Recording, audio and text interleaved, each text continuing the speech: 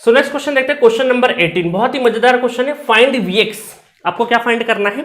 ये Vx find करना है। क्वेश्चन को बहुत ध्यान से देखिए। सर्कल है और पतंग का शेप है। पतंग का शेप है, इसका मतलब क्या है? डिपेंडेंट है, और डिपेंडेंट सोर्स है, इसका मतलब अब आप डरेंगे नहीं, खुश होंगे। क्यों? क्योंकि जिसपे भी डिपेंडेंसी वाला जो वेरिएबल है वो कहीं ना कहीं गिवन है, यहाँ पे गिवन है, और वही आपसे पूछा भी है। वही आपसे क्या है?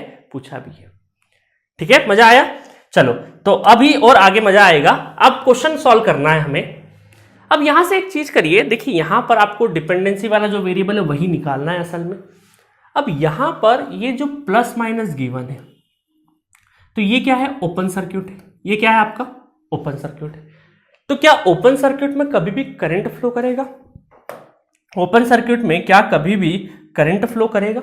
नहीं करेगा। तो इसका मतलब है कि 0 एम्पेयर करंट, 0 एम्पेयर करंट। यहां पर भी क्या है? 0 एम्पेयर करंट।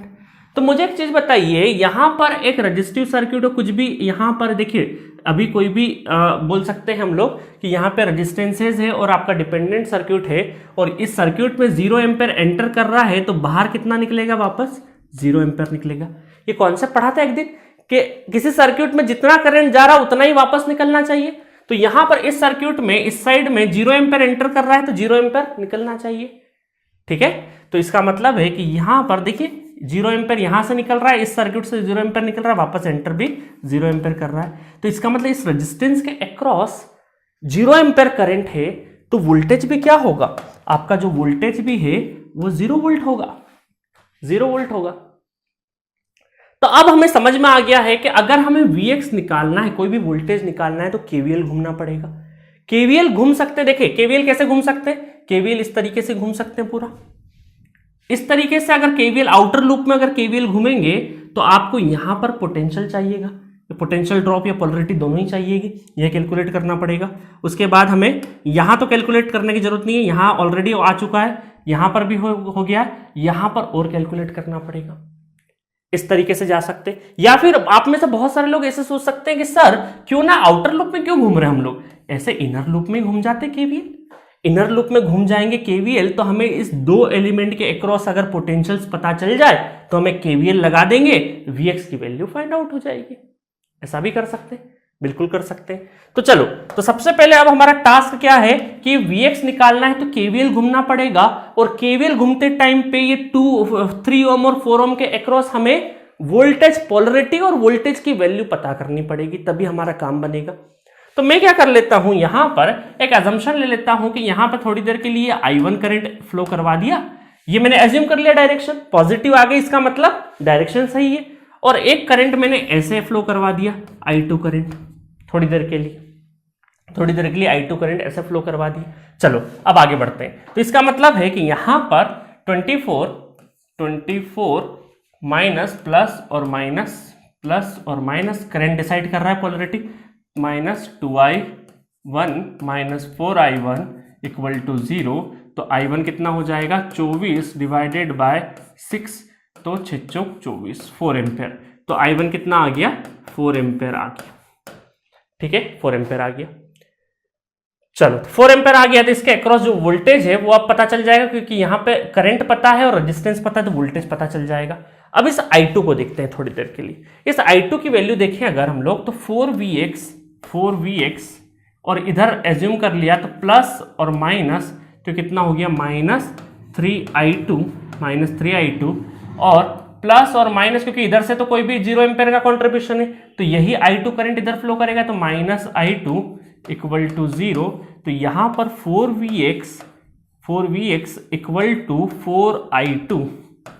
ठीक है, तो 4 कैंसल, तो Vx इक्वल टू I2। ठीक है, Vx इक्वल टू I2। अब यहां पर देखिएगा, यहां पर क्या हो गया? I2 और Vx की वैल्यू सेम हो गई। इसका मतलब अगर मैं यहां पे KVL अब घूमता हूं, तो किस तरीके से मुझे इक्वेशन मिलेगी? प्लस Vx है ना, प्लस Vx, यहां से KVL घूम रहा हूं मैं, प्लस Vx, देन ये माइनस साइन, तो -4 × 4, क्योंकि यहां पे रेजिस्टेंस और करंट कितना, ये I1 करंट कितना था?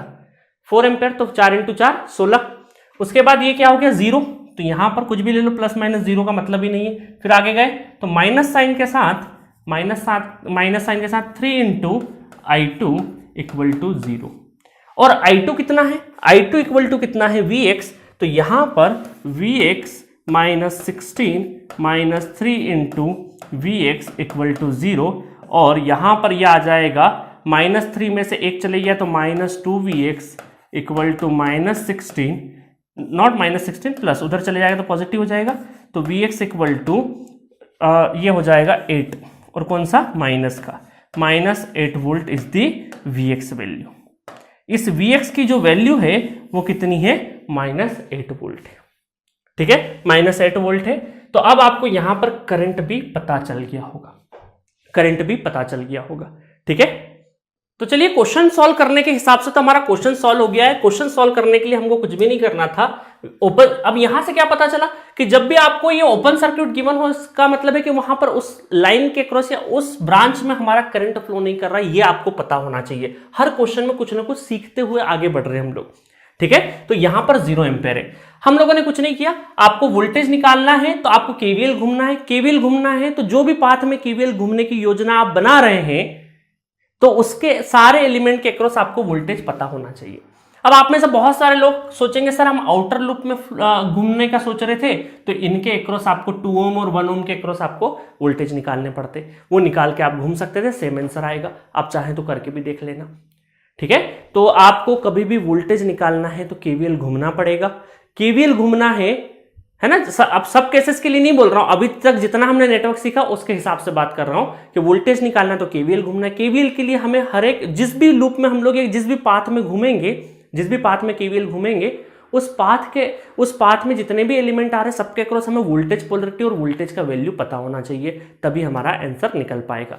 अब 2-3 ऑब्जर्वेशन आपको मैं बताता हूं। बहुत सारे लोग बोलेंगे कि सर आपने बताया था कि जब भी कोई डिपेंडेंट और रेजिस्टेंस है जिसमें इंडिपेंडेंट कुछ भी नहीं है, वैसा सर्किट अगर मिल जाए तो उसको बोलते हैं डेड सर्किट। उसको क्या बोलते हैं हम लोग, डेड सर्किट। अब देखिए ये अगर एक नजर से देखें तो डेड सर्किट ही नजर आ रहा है, क्योंकि डिपेंडेंट है, रेजिस्टेंस से कोई इंडिपेंडेंट है क्या, नहीं है। और यहां से जो करंट आ रहा है वो भी आपका क्या आ रहा है, 0 एम्पेयर आ रहा है। इस सर्किट के अंदर जो करंट एंटर हो रहा है वो भी 0 एम्पेयर हो रहा है।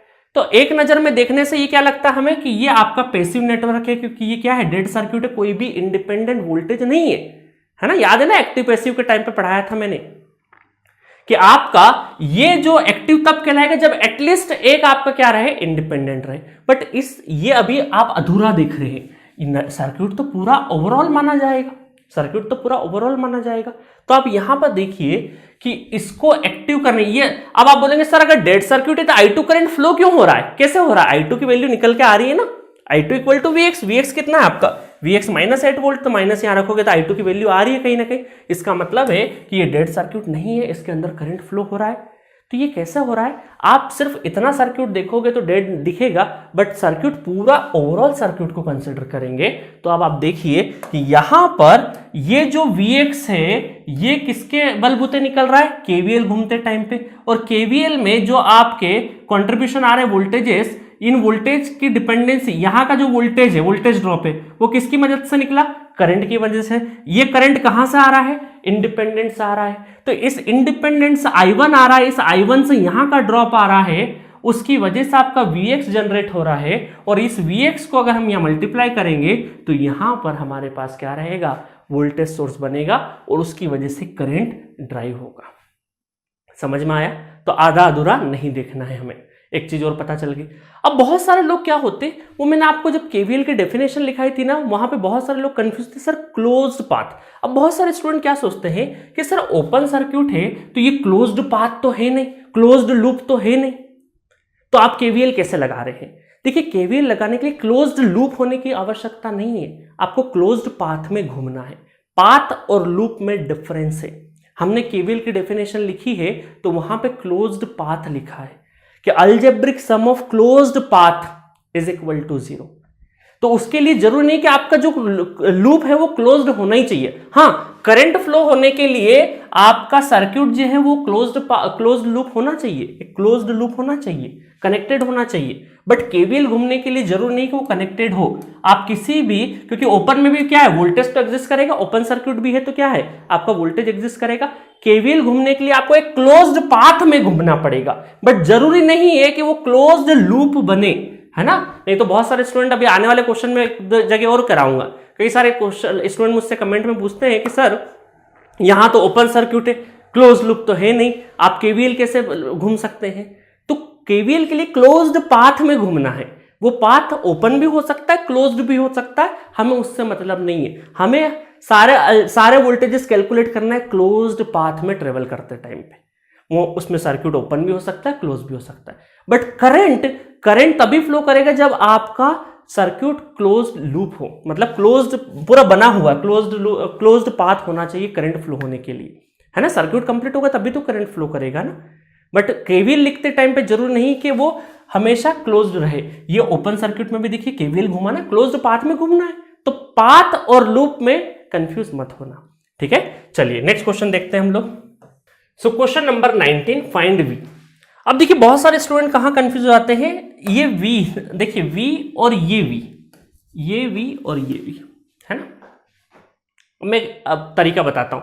फाइंड वी, आपसे क्या पूछा, फाइंड वी का मतलब ये वी आपको पूछा है।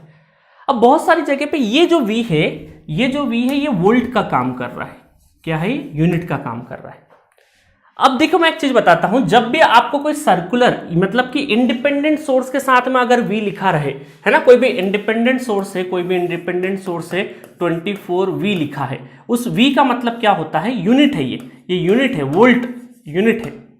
जब भी इंडिपेंडेंट के साथ में, या जैसे ये ऐसा लिखा है आपका, ठीक है, 2 एम्पेयर, तो ये जो एम्पेयर ए या फिर वी लिखा है, ये क्या है आपको यूनिट का मतलब, ये यूनिट है, वोल्ट या फिर एम्पेयर। बट अगर इंडिपेंडेंट के साथ में लिखा है, सॉरी इंडिपेंडेंट के साथ में लिखा है तो वो यूनिट है, और डिपेंडेंट के साथ में अगर 4v लिखा है तो इसका मतलब है ये यूनिट नहीं है, ये यूनिट नहीं है, ये क्या आपका डिपेंडेंट वेरिएबल है, ये क्या है आपका डिपेंडेंट वेरिएबल है।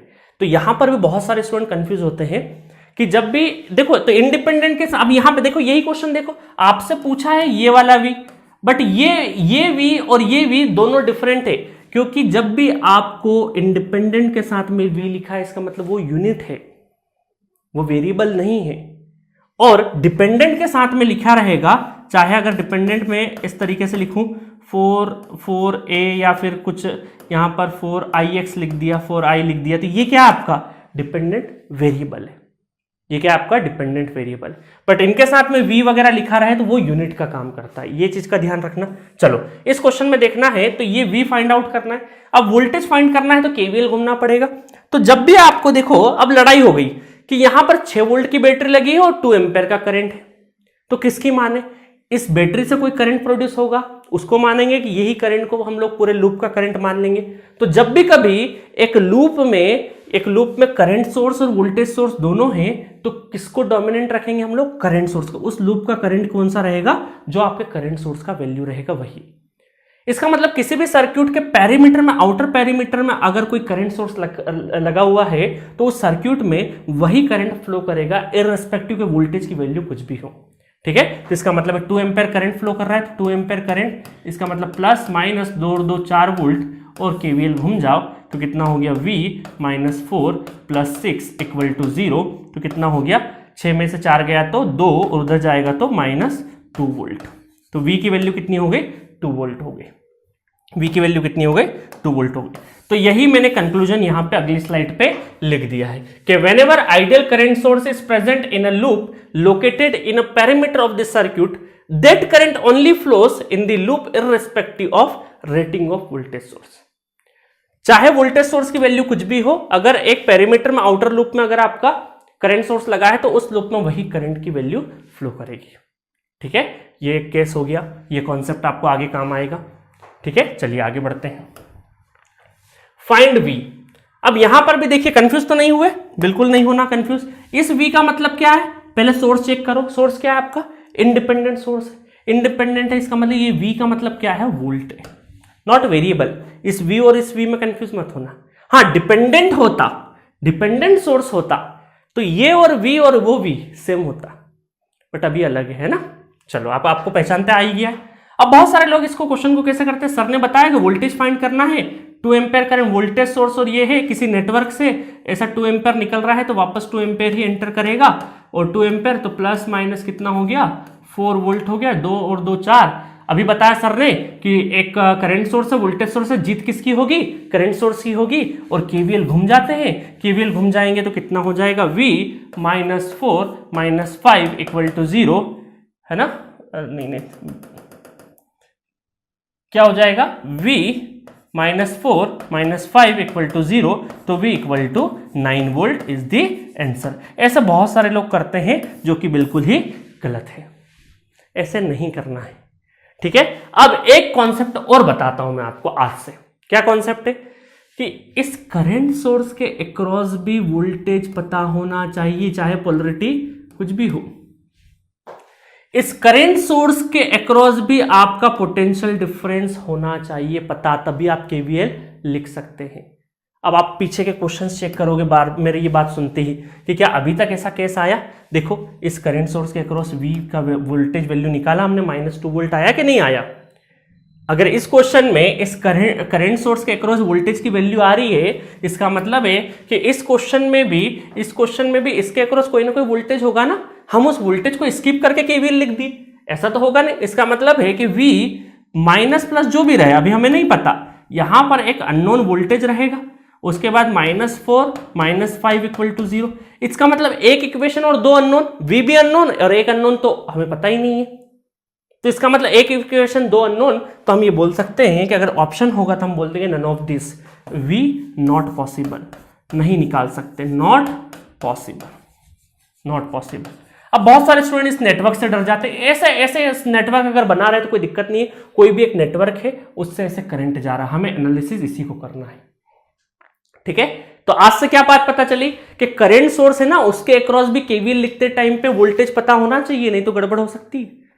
ये पता चल गया हमें कॉन्सेप्ट नया। चलो नेक्स्ट क्वेश्चन देखते हैं।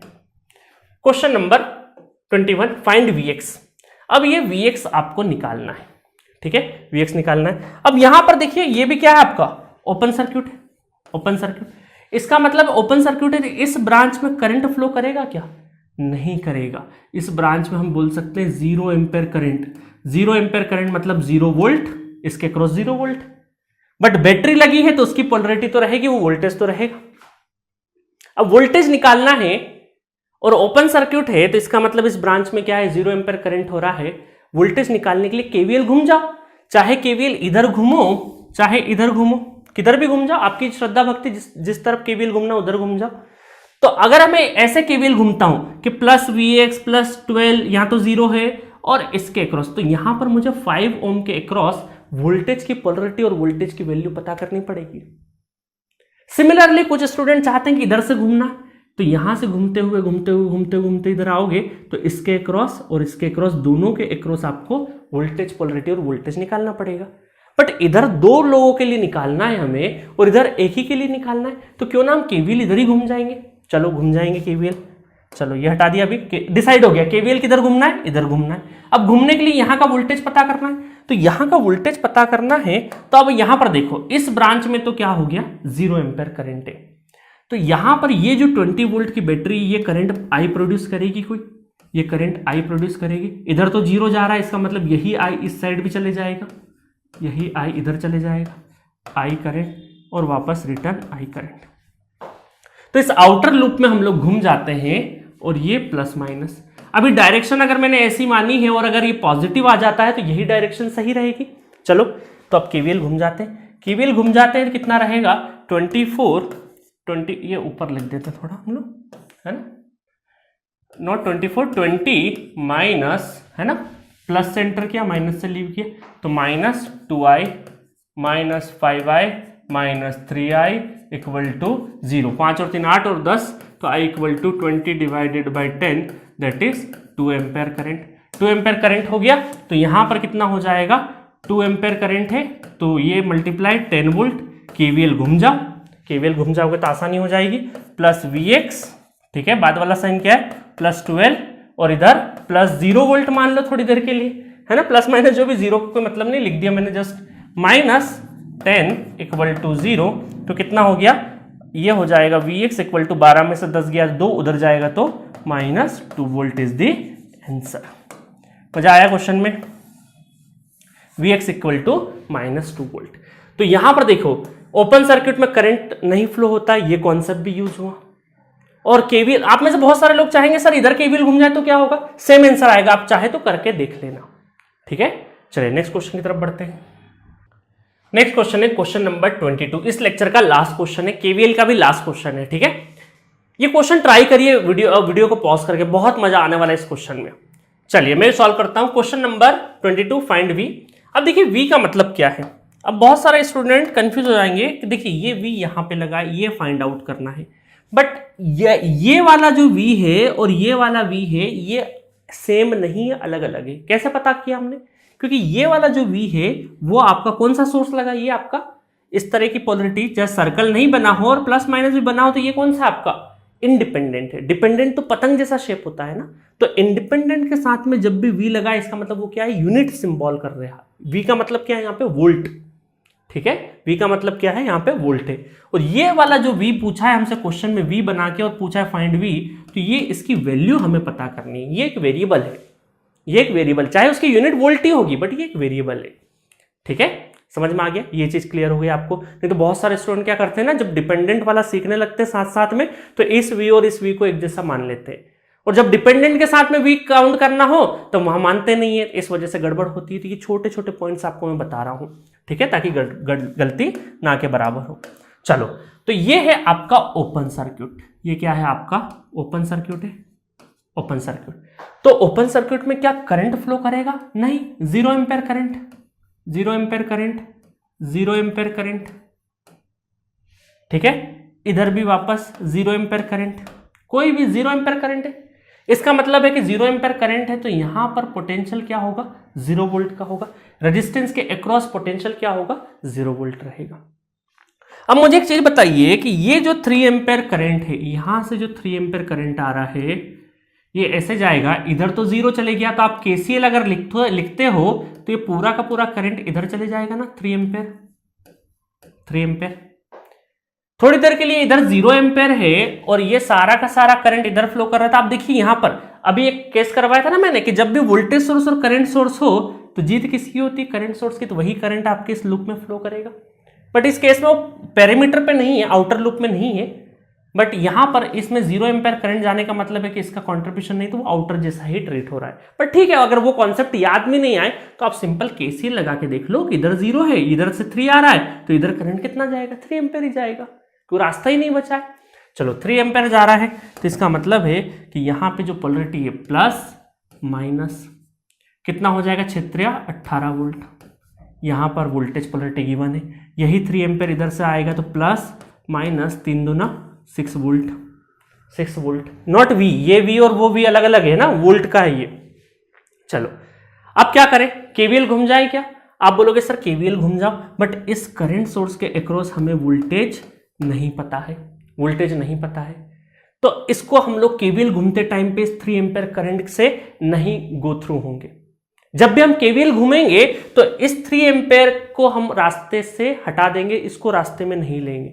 इसका मतलब क्या, हम ऐसा घूम सकते हैं कि ये आउटर लूप में ले ले और केवीएल घूम जाए, बिल्कुल घूम सकते हैं। चलिए घूम के देखते हैं एक बार, तो कितना हो जाएगा, प्लस वी, फिर चले आगे, है ना, केवीएल घूम रहे तो माइनस प्लस बाद वाला साइन क्या है, प्लस 4, फिर यहां पर क्या है 0 वोल्ट, प्लस 0 वोल्ट, फिर आगे क्या है -18, फिर -10, फिर -6 इक्वल टू 0। कितना हो गया, ये हो गया हमारा 18 और 10 28, 28 और 6 कितना हो गया 34 में से 4 चले गया तो कितना हो गया 30, और उधर जाएगा तो +30, तो V equal to 30 volt is the answer, 30 volt is the answer.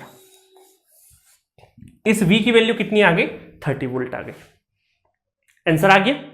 तो था ना मजेदार क्वेश्चन, ठीक है, तो क्वेश्चन अच्छा था। इस देखिए बहुत सारे स्टूडेंट कहां गलती करते हैं कि ये अगर बैटरी नहीं होती और यहां 0 वोल्ट का ड्रॉप है तो यही V यहां पे अपीयर कर जाता, बट इस बैटरी की वजह से ये वोल्टेज यहां पे अपीयर नहीं करेगा।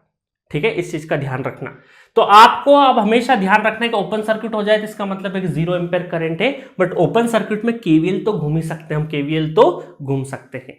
और ये इस लूप में केवीएल क्यों नहीं घूमा, क्योंकि इसके अक्रॉस हमें पोटेंशियल नहीं पता था, इस वजह से एक एक्स्ट्रा अननोन बढ़ जाता, इस वजह से हमने आउटर लूप में फ्लो करा दिया। तो at this note KVL based सारे के सारे इंपॉर्टेंट और अच्छे खासे न्यूमेरिकल हमने कर लिए, जिससे केवीएल की हम लोगों ने थोड़ी सी फील लिया और केवीएल वाले जो कॉन्सेप्ट है किरचॉफ्स वोल्टेज लॉ, इसके ऊपर थोड़ी सी ग्रिप बनाने की कोशिश करी। तो वन बाय वन मैं थोड़ा सा रिवाइज करवा देता हूं क्वेश्चन, कि हर क्वेश्चन में हमने क्या क्या सीखा है ना, हर क्वेश्चन में हमने क्या क्या सीखा है वो बता देता हूं जल्दी से। तो ये था हमारा केवीएल का पहले दूसरे क्वेश्चन, जहां पे डिपेंडेंट और इंडिपेंडेंट के बीच में कैसे यूज होता है, डिपेंडेंट सोर्स का जो डिपेंडेंसी वाला पैरामीटर वो कैसे इक्वेशन वहां से एक बनती है, और हमने सॉल्व किया। वो डिपेंडेंट सोर्स और डिपेंडेंट वेरिएबल में डिफरेंस होकर क्वेश्चंस बदल सकता है, ये भी देखा हमने।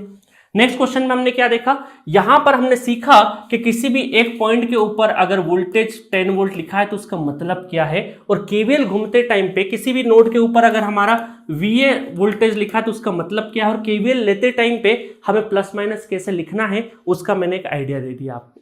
ठीक है, चलिए आगे चले हम लोग। तो यही सेम चीज मैंने वही पॉइंट वाले वोल्टेज पे हम लोगों ने केवीएल की एक फीलिंग ली, और यहां पर एक चीज और थी कि रिटर्न पाथ नहीं तो अपना अपना करंट अपने अपने में ही रहेगा। ये चीज देखी हमने और आंसर लेके आए।